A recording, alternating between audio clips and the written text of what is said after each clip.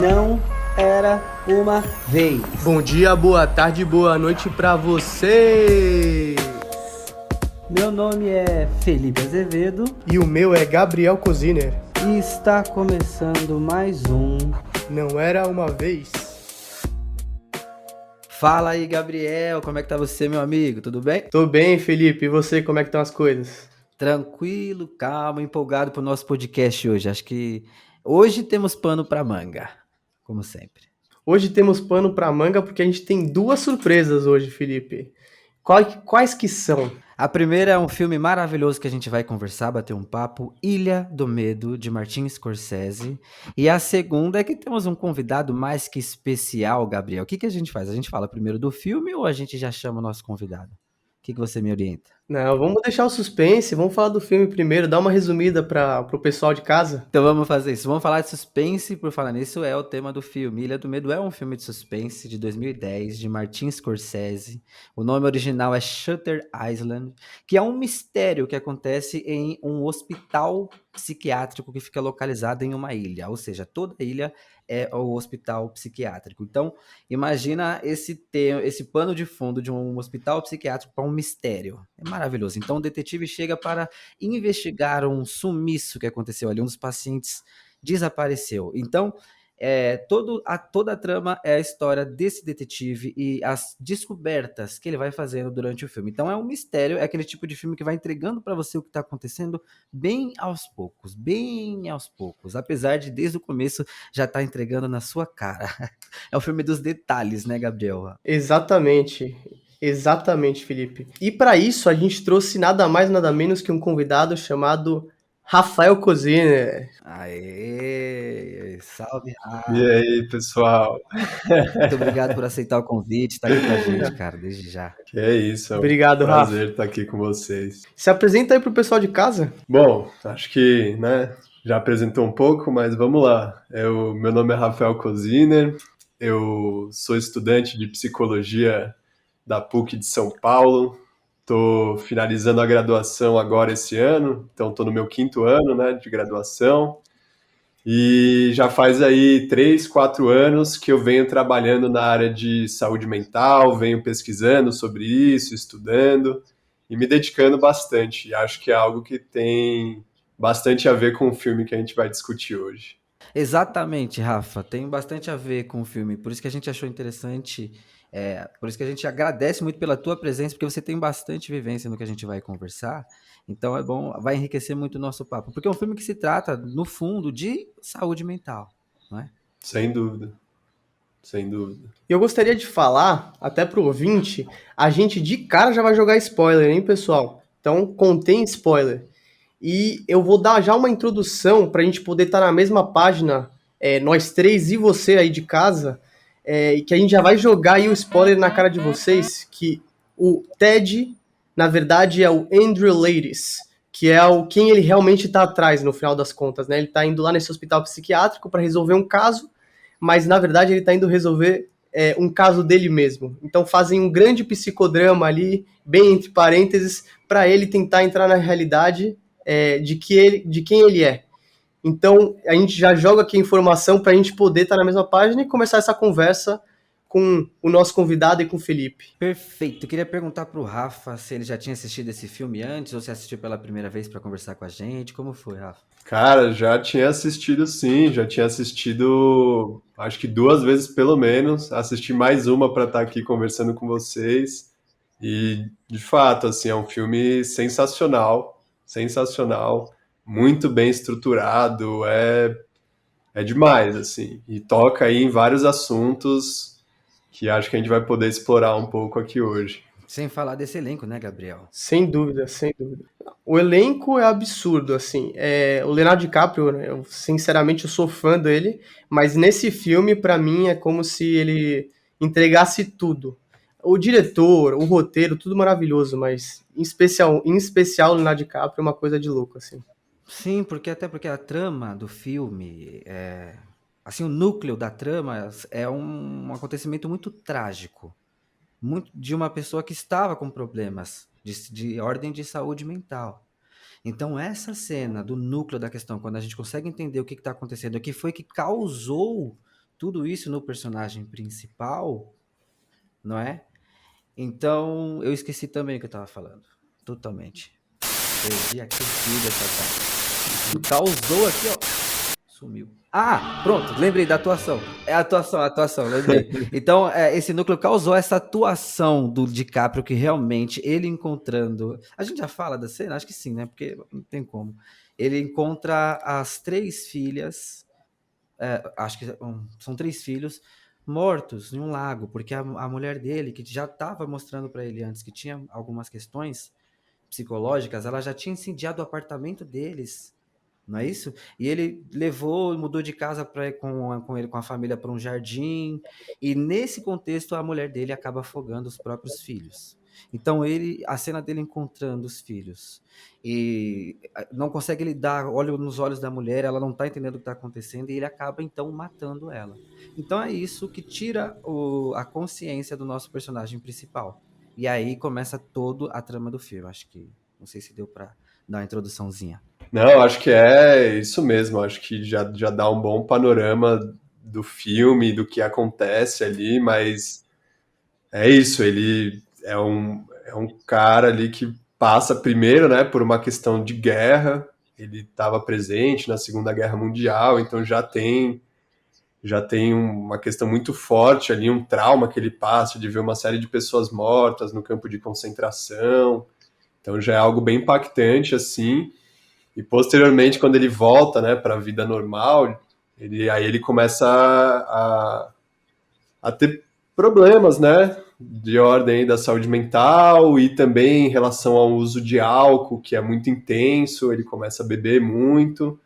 E aí, junto com isso, tem essa questão da mulher dele, que é acho que até ela é diagnosticada no filme como maníaca depressiva, e aí ela coloca fogo no apartamento deles, e aí ele tenta ali manejar essa situação, né? Leva toda a família, ele, a mulher e os 3 filhos, para uma casa no lago, um lugar onde as coisas poderiam ficar melhor, e aí acontece uma tragédia ainda maior na vida dele, que, no meu ver, ele não aguenta, né? Não consegue lidar com tudo isso. É muito, muito sofrimento, assim. É bem difícil mesmo.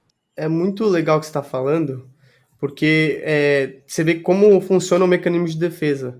Ele primeiro passa pela guerra e ele abusa do álcool, que mostra claramente no filme, e é o que está segurando ele, a bengala dele de uma certa forma ali.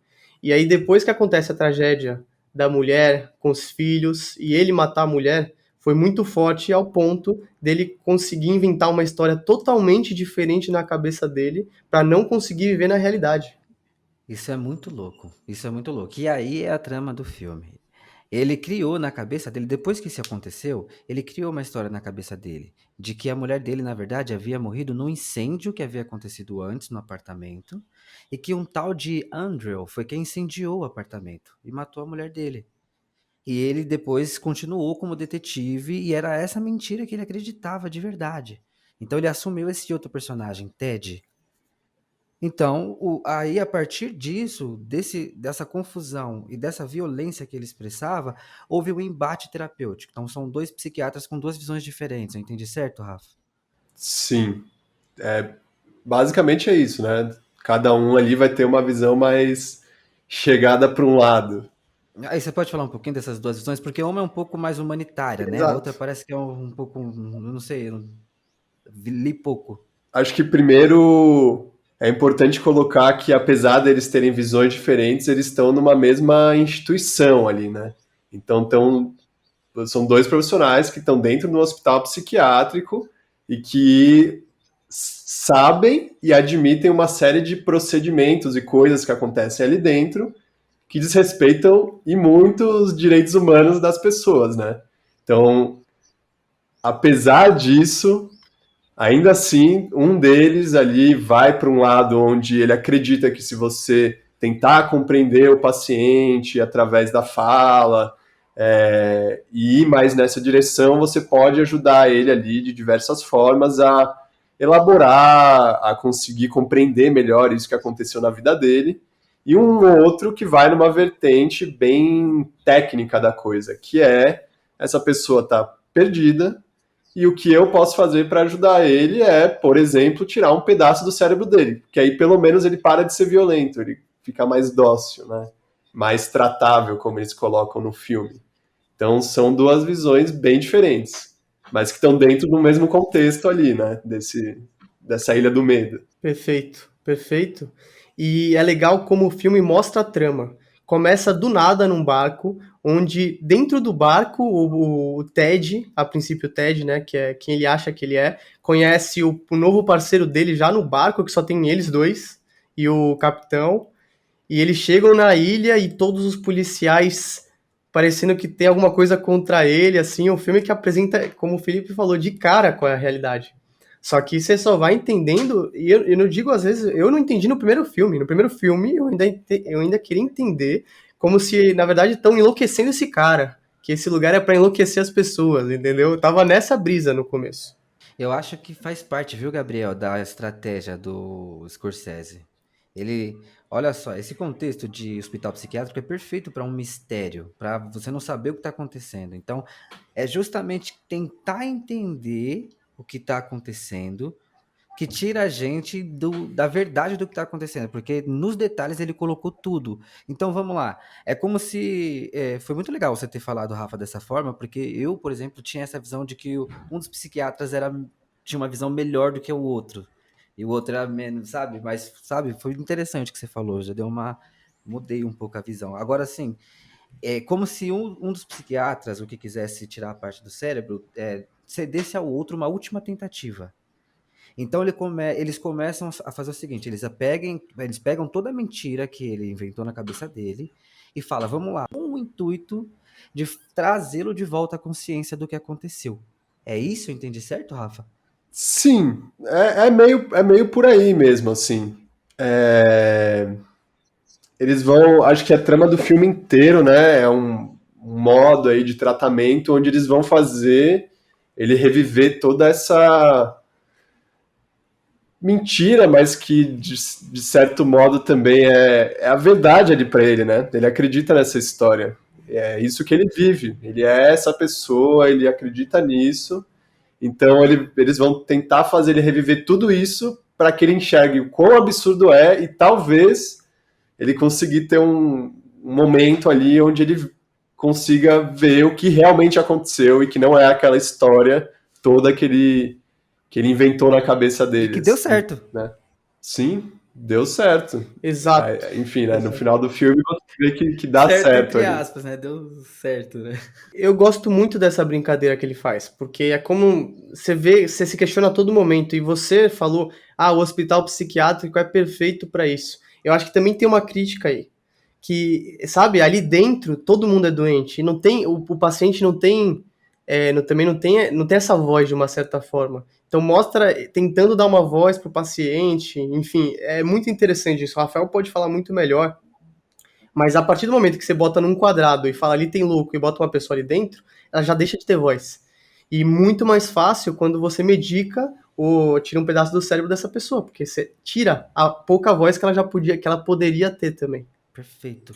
Tanto que chega em determinado momento do filme, ele encontra um dos personagens chamado George Noyce, que é um cara, um paciente que ele mesmo tinha espancado, não é? E aí esse George Noyce tinha sido tirado da unidade, foi isolado, para ele não estragar todo aquele teatro que eles estavam fazendo, toda essa tentativa, teatro entre aspas também, né? Então, quando ele encontra esse George Noyce, o George fala toda a verdade para ele, fala tudo que tá acontecendo, é tudo isso para você, ele fala tudo. Só que por ser um cara com a cara toda lascada, um paciente que você vê que tá precisando de cuidados, a gente acaba não dando tanta credibilidade pro que ele tá falando, não é? Não sei como é que fala? Como espectador. E essa coisa, mentira e verdade, ele brinca muito com essa dualidade. Mentira, verdade, ele coloca a água, o fogo aí para representar essas coisas, né? Muito legal isso. Sim, e eu acho que algo interessante que você trouxe agora, né, que vocês trouxeram, é justamente isso de não dar voz ao paciente, sabe? E aí, de alguma forma, esse tratamento que estão tentando fazer aí vai meio nesse sentido de dar voz ao paciente. Só que ele já está colocado ali dentro desse lugar ele já tá ali, ele tá ali há 2 anos, né? No final fala que ele tá lá há 24 meses já. Então imagina isso, você já tá há 2 anos dentro de uma instituição fechada, vivendo aquilo ali. Então, que vida é essa, sabe? Que voz é essa que estão dando para você se estão te trancafiando dentro de um lugar? Se já estão te tirando da sociedade, de perto das outras pessoas, para te isolar num lugar. E aí, supostamente, para tratar você, né? Então, acho que já daí já tem um grande problema sobre esse suposto tratamento, esse suposto cuidado que esses médicos têm com os pacientes, né? E é importante falar que a gente vai falando meio misturado do filme, porque é um filme que tem muitos pontos para ser discutido. Então a gente tá indo junto com você, ouvinte, para conseguir chegar em alguns pontos, tá? Porque realmente é um filme que você vai olhando e tudo significa alguma coisa. É legal ver no começo também, como eu falei, que ele já vai dando dicas, que ele é um paciente. Aí o parceiro dele tem dificuldade em tirar a arma também porque eles têm que tirar a arma para entregar para o policial lá dentro. Você vai vendo cada coisinha uma certa forma e toda hora eles estão estimulando o Ted a entender que ele é o Andrew. Então tem o papelzinho com enigma, tem a música que o outro doutor, que é o que quer tirar o pedaço do cérebro, ele bota que é a música que tocava no campo de concentração, que é onde o Andrew teve esse trabalho essa época aí na guerra. Então é muito interessante vendo a construção do filme mesmo para acordar esse paciente de uma certa forma, claro. Nossa, achei muito forte o que você falou, o Rafa, da parte de dar voz ao paciente, e como isso, de certa forma, não está sendo visto, e como o filme, mesmo que no pano de fundo aborda esse tema, é naquela cena que eles entram, logo depois Gabriel do Chuck não conseguir tirar a arma, né? Eles entram, e aí tem aquela cena do DiCaprio entrando, e ele olha para uma mulher, e ela faz esse sinal aqui para ele, assim, ó. E dá um medo na espinha, essa cena é meio sinistra, não é? Mas se você parar pra pensar, deve ter sido isso que foi feito pra ela, né? Ó, ele tá vindo aí, ó, pra participar do teatro, né? E ela só acabou reproduzindo o que ela viu, né? Então, mas de certa forma também tem muito a ver com isso que a gente tá falando, de calar o paciente, né?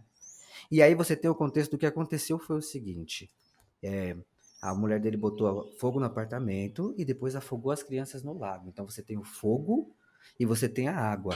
E ele brinca muito com esses dois temas, do fogo como o que ele queria acreditar, a mentira que ele gostaria de acreditar, e a água como a realidade que ele não quer acreditar.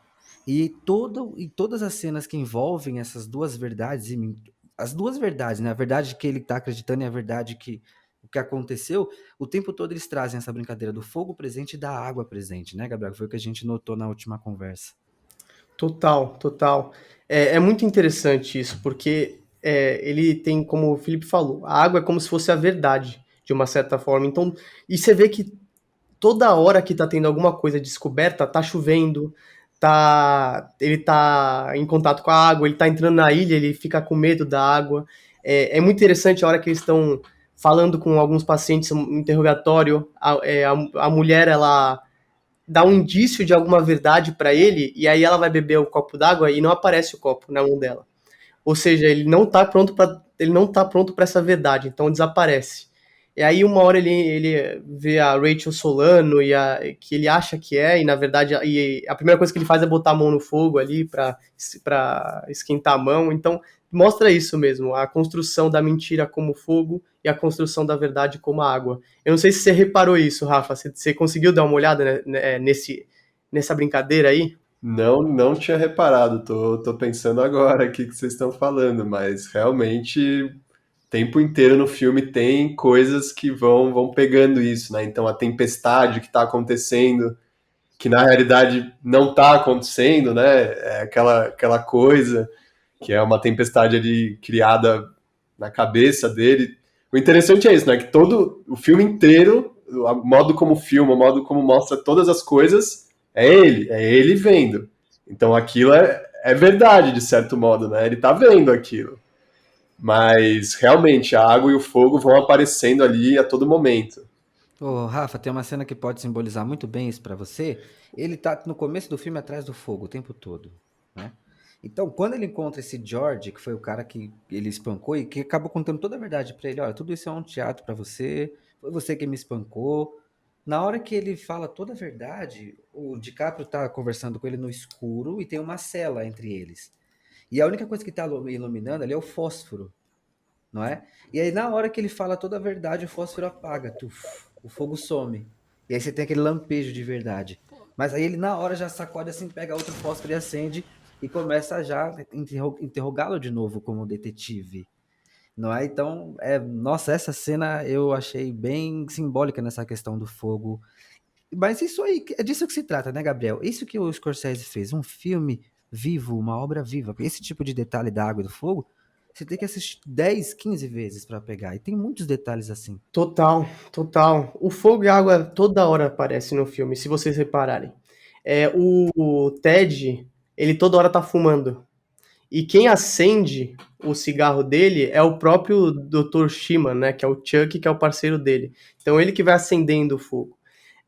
Isso é muito interessante também. E a cena que mais me marca em relação a isso, você falou essa, Felipe? A cena que mais me marca é quando ele foge do parceiro dele e ele desce a montanha assim e tá cheio de rato, que representa alguma bem nojento, bem esse lado mais ruim assim. E aí ele olha um pouco para cima e vê um fogo. Aí ele sobe e vê a Rachel Solano, que é o fogo, que representa toda a mentira dele. Ela fala que a mentira é essa mesmo. Então ele olha tudo. Só que aí ele sai desse fogo no outro dia, e aí ele tem que ir no farol. E para ele ir no farol, ele precisa entrar na água. E ele morre de medo da água. Tanto que ele chega passando mal porque tá num navio com água. E aí o que ele faz? Ele se joga dentro da água para ir para o farol, que é luz, né? Então eu acho que isso significa muita coisa, que é a hora que ele entra na água, que é meio que a verdade, para ir para a luz. Para mim essa é a parte que mais significou assim, a água, a luz, a verdade, o fogo, a mentira, sabe? Eu achei essa parte genial.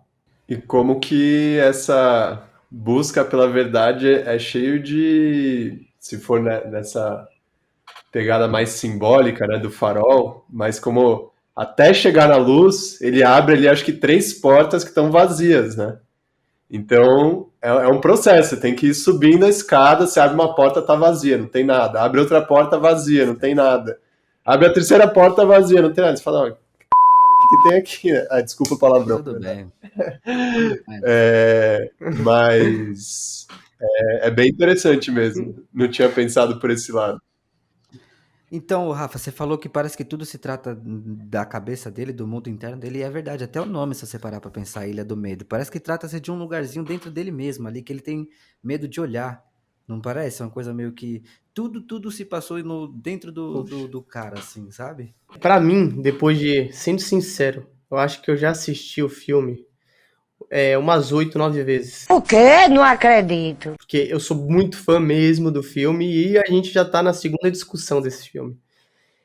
Pra mim, no final das contas, o que fica é como se fosse da sombra à luz. É como se fosse a gente, uma pessoa lidando com as maiores sombras que um ser humano pode ter, de uma certa forma, claro, porque cada um tem as suas, em direção à luz. Ele cria um personagem que matou a mulher dele, que é esse Andrew Lewis, que ele descobre que é ele no final, e é um cara que ele vê nos sonhos, é um cara com uma cicatriz feia, é um cara que bebe e ele na realidade é o alcoólatra, é um cara que fuma, é a sombra dele.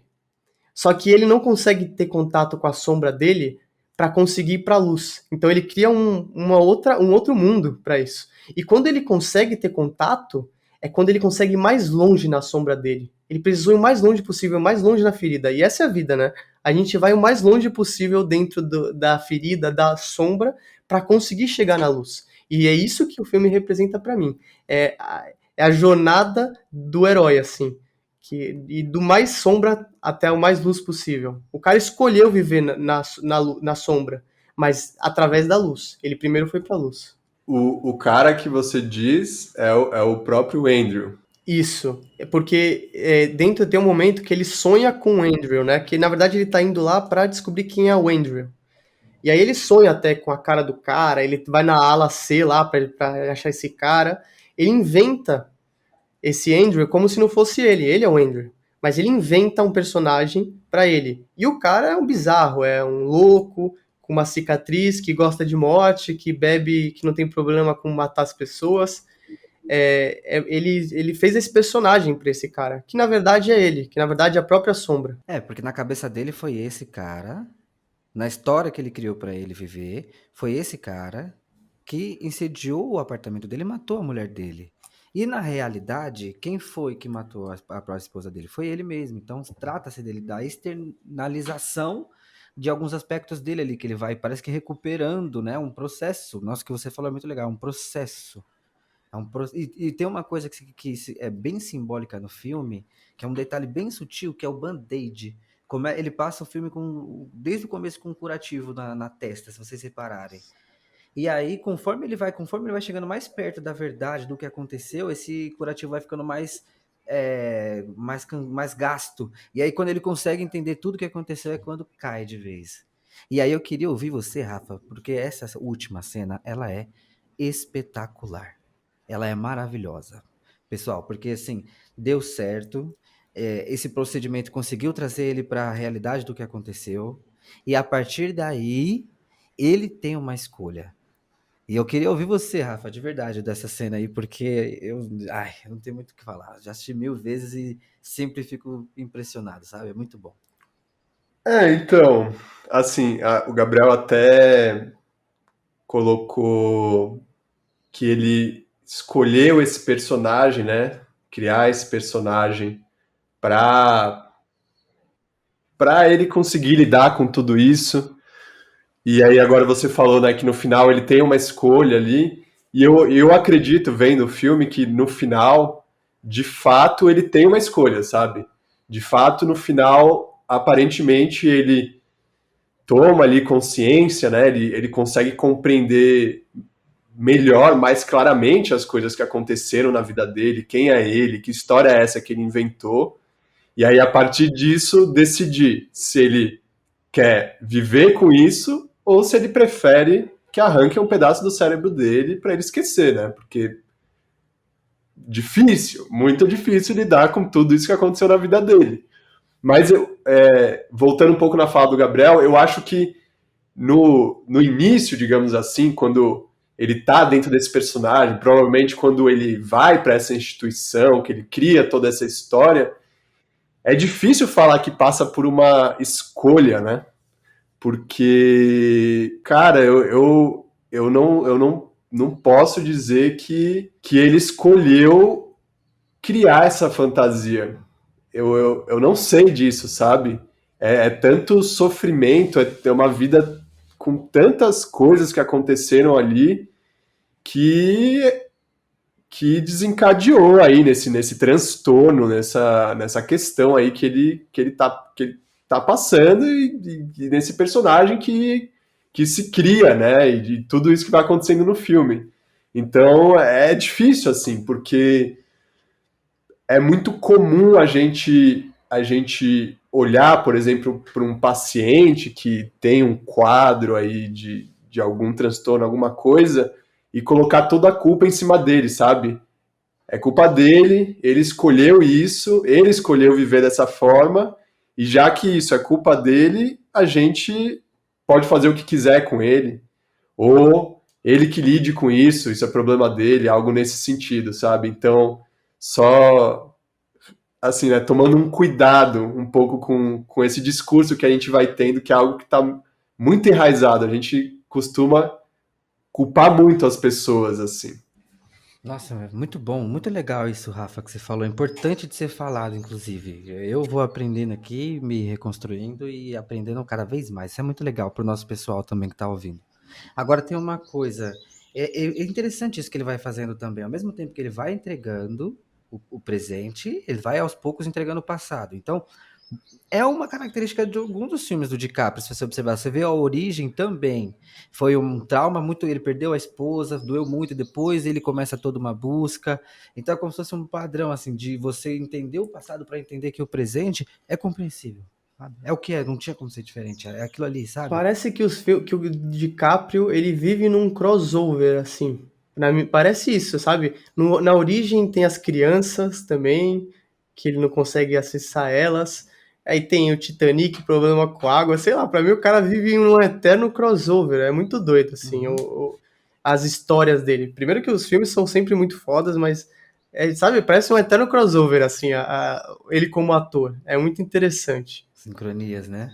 Será que ele já fez essas conexões? Será que ele tá assistindo Hello, nosso canal? hello, Alô, DiCaprio, DiCaprio. deixa um like aí, por favor, se Like, inscreve. like, DiCaprio, like. Mas sabe o que é legal, cara? O filme, ele tem muito detalhe, como a gente já vai falando. É água no copo. Em inglês também é muita coisa. Você falou do título do filme, que você já vai falar um pouco mais sobre isso. Mas o farol, em inglês é lighthouse, que é casa da luz. Sabe, tudo tem coisinha. Aí quando ele explode o carro para chamar atenção, ele tira a gravata que a mulher dele deu e joga e bota fogo. Tudo tem um sentido dentro do filme. A música, a filmagem, a chuva, o copo, o uísque, em tudo. O olhar das enfermeiras quando elas falam, porque ele questiona que o doutor dessa Rachel Solano não tá lá, que na verdade é o parceiro dele. Então, sempre que perguntam sobre ele, olham para o parceiro dele e falam alguma coisa. Ou seja, tudo é um detalhezinho, é muito legal, é muito rico o filme, é impressionante.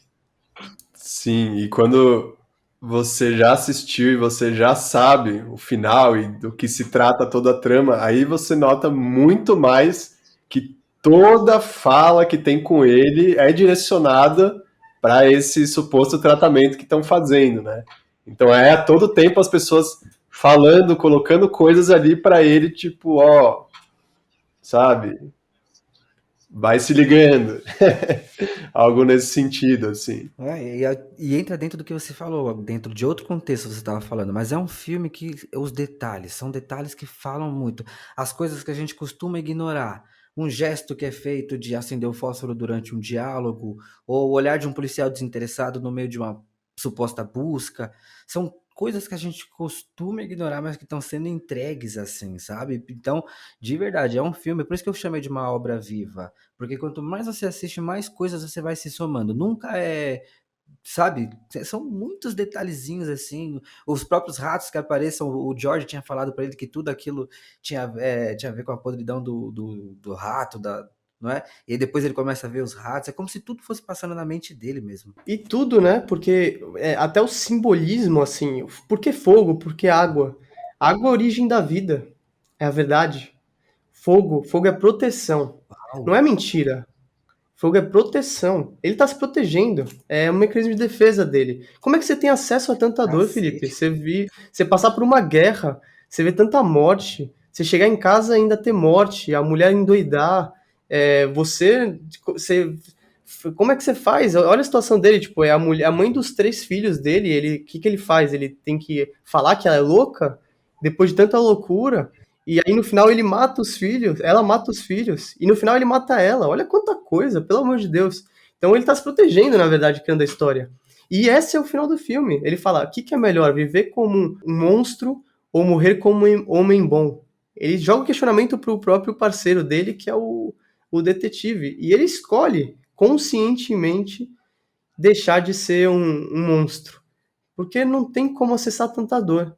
Conscientemente falando. Tudo foi inconsciente, de uma certa forma, mas no Vai, final ele conscientemente vai falou isso. tirar, né? Vai tirar a Ilha do Medo, Tirar a dor. literalmente.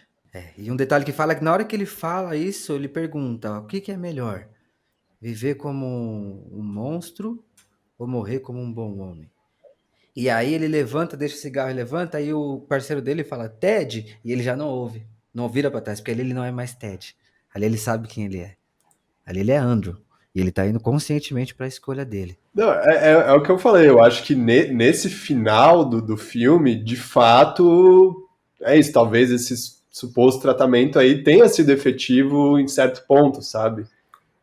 Aparentemente, no final do filme, ele realmente sabe quem é, sabe qual é a história dele, sabe do que aconteceu, e ele faz uma escolha ali. Assim, na minha visão, no final do filme, isso fica um pouco claro, assim, né? que ele faz essa escolha. Inclusive isso que vocês falaram. Chama ele de Ted, ele nem responde mais, ele recusa o cigarro. Então tem algumas coisas que apontam nesse sentido aí. Eu ia comentar também sobre a culpa dele, né? Porque o tempo todo também tem muito essa culpa, porque no primeiro sinal que a esposa dele deu de incendiar o apartamento, ele se culpa de não ter procurado ali uma ajuda, não é isso, Rafa? Então, o tempo todo, além de ter depois, no surto ali do que aconteceu, ele acabou matando ela, além dessa culpa direta, né? Ainda tem essa culpa indireta que ele também trata muito, que é de não ter buscado essa ajuda profissional. Então, isso é muito importante, sutil no filme, mas é como se fosse a mensagem importante do filme. Busquem ajuda de saúde mental, é tão importante quanto a física, assim, sabe? Aliás, fica o questionamento, né? Fica o questionamento aí, para o ouvinte. Para você, ouvinte, quem é seu Andrew Ladies? Qual é a sua sombra? Do que você tá fugindo? E geralmente nasce da culpa mesmo. É a culpa de não ter salvo os filhos, é a culpa de não ter salvo a mulher, é a culpa de não ter salvo a si mesmo que fez ele viver nessa sombra. Mas pra você, qual é a sua culpa? O que você carrega que você não precisa mais carregar, que você pode deixar de carregar? Não sei, você vai assistindo o filme, assim, para mim, pelo menos, é muito tocante, assim, é muito difícil, porque você vê claramente a questão da culpa, assim, atravessando ele completamente, sabe? A culpa é algo ali que pega ele muito, muito forte. Porque é justamente isso. Como que ele vai não se culpar pelos filhos terem morrido, sendo que foi ele que escolheu ir para a casa do lago e levar a mulher com ele, sendo que foi ele que escolheu não buscar ajuda para essa mulher.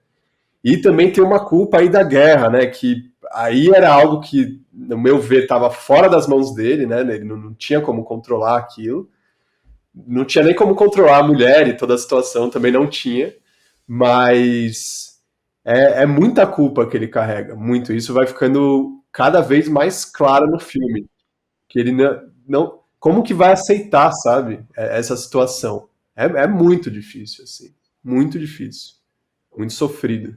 A culpa que você falou é muito bom, que agora eu saquei. A guerra, ele não esqueceu.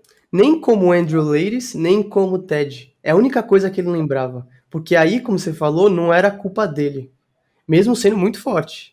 Mas não era culpa dele. Então ele não precisou se defender tanto dessa culpa. Porque não era dele. Mesmo sendo horrível, ele mostra bem atentamente isso. Mas não era dele a culpa, né? É muito louco isso. Agora que você falou que me veio, porque tanto na realidade ou fora da realidade, se é assim que se chama ou não, ele conseguia lembrar desse passado. Não do presente, não do passado recente, mas desse passado ele conseguia lembrar.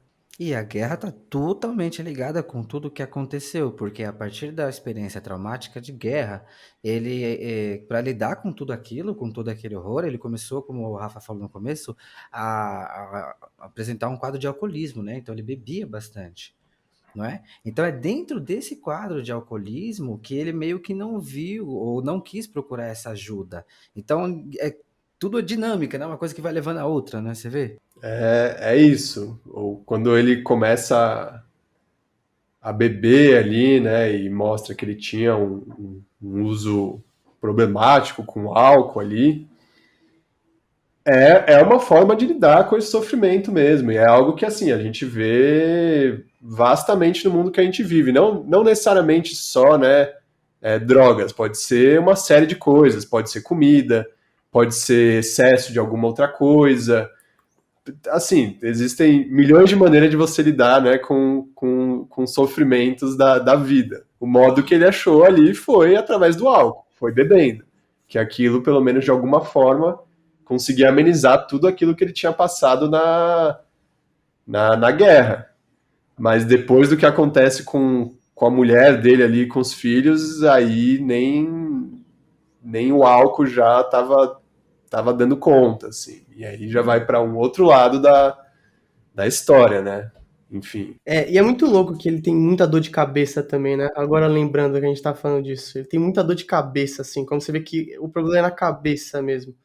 E eu gostei muito do que o Felipe falou, tanto que foi porque a gente trouxe o Rafael. O Rafael, ele trabalha em uma casa terapêutica, né, Rafa? Você pode falar um pouco melhor aí, só para o ouvinte, mas antes disso, é, a gente no Instituto Cozina, no Não Era Uma Vez, e pessoalmente a gente incentiva muito as pessoas a buscarem ajuda. Todo mundo, quando se autoconhece, consegue evoluir e da sombra à luz. Então, é um tratamento terapêutico, é um psicólogo, que ainda é um tabu, é muito louco isso. É o mais louco ser um tabu, procurar uma ajuda, do que você não ser autossuficiente, senão você é fora do padrão. E a gente incentiva muito você, ouvinte, você de casa, e a gente mesmo, que a gente está falando, a gente faz. A gente sempre está se questionando, e o podcast de uma certa forma é isso para a gente também, mas a gente procura ajuda para conseguir estar sempre evoluindo, sempre em caminho à luz. É olhando a sombra que a gente vê a luz. E como você mesmo falou, tem um tabu aí muito grande de é isso, buscar ajuda, ou como assim eu vou fazer terapia, vou buscar um psicólogo, eu não sou louco, para que eu preciso disso, sabe? Mas é ter a noção que, pô, a vida, tomar conta da vida que é a nossa não é uma tarefa fácil, sabe? Não é. A gente enfim, provavelmente vai ter muitas questões que vão atravessar aí nossa vida, momentos melhores, momentos piores de vida, mas que fazem parte, né? E que é muito difícil lidar com isso sozinho. Assim, no caso do filme, é praticamente impossível de lidar com aquilo sozinho, né? Mas falando, né, da gente e para os ouvintes aí, então não é uma questão de ser louco ou não ser louco, é uma questão de saber que a gente vive e que viver a vida não é uma tarefa fácil, não é algo fácil, sabe? Então, muitas vezes a gente vai precisar de ajuda ou de alguma coisa que pelo menos ajude a gente a lidar com tudo isso, né? De uma forma saudável, digamos assim.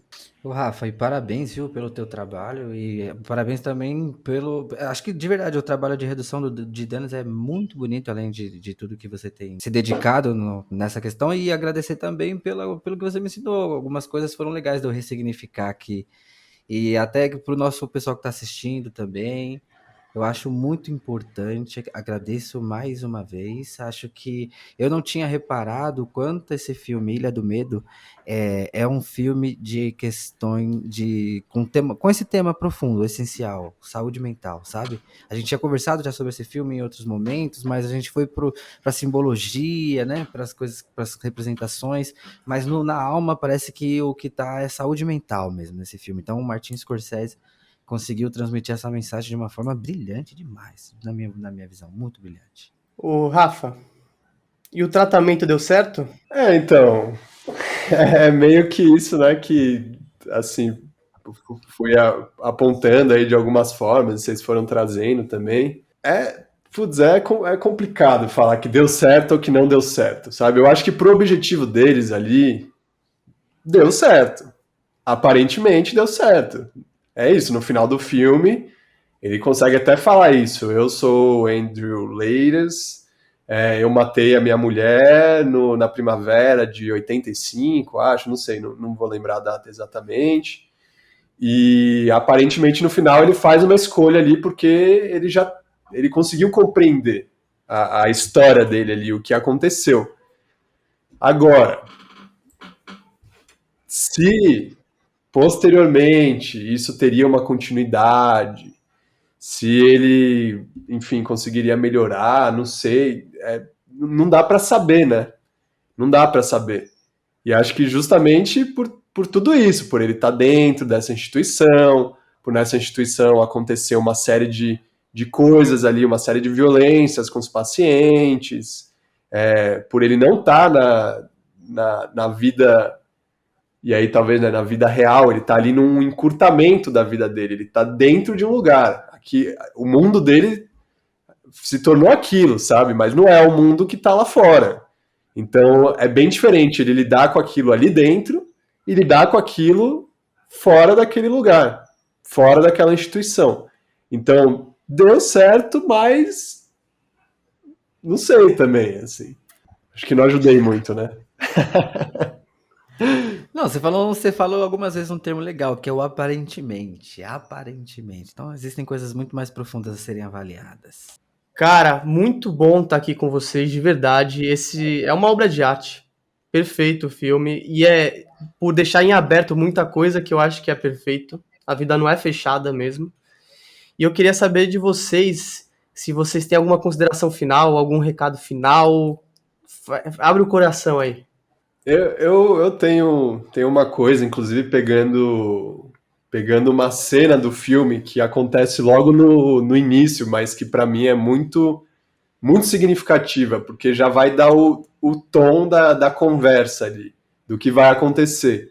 Mas é quando ele chega na ilha, aí ele desce lá do barco, eles entram no carro do oficial, né, que é responsável lá pelo hospital psiquiátrico. E aí, quando eles chegam no portão ali, eles começam a conversar com esse policial, ele começa a falar que tem uma série de regras e que eles têm que se submeter a essas regras e tudo mais. E aí o Andrew, né, o Ted, enfim, ele fala pro policial, vocês agem como se a loucura fosse contagiosa. E aí o policial olha pra ele assim e dá um sorrisinho, tipo, meio sarcástico. E eu acho que isso já diz muito sobre aquele lugar, sobre o mundo que a gente vive também, porque de fato as pessoas agem como se a doença, a loucura, né? Como se a loucura fosse contagiosa mesmo, assim.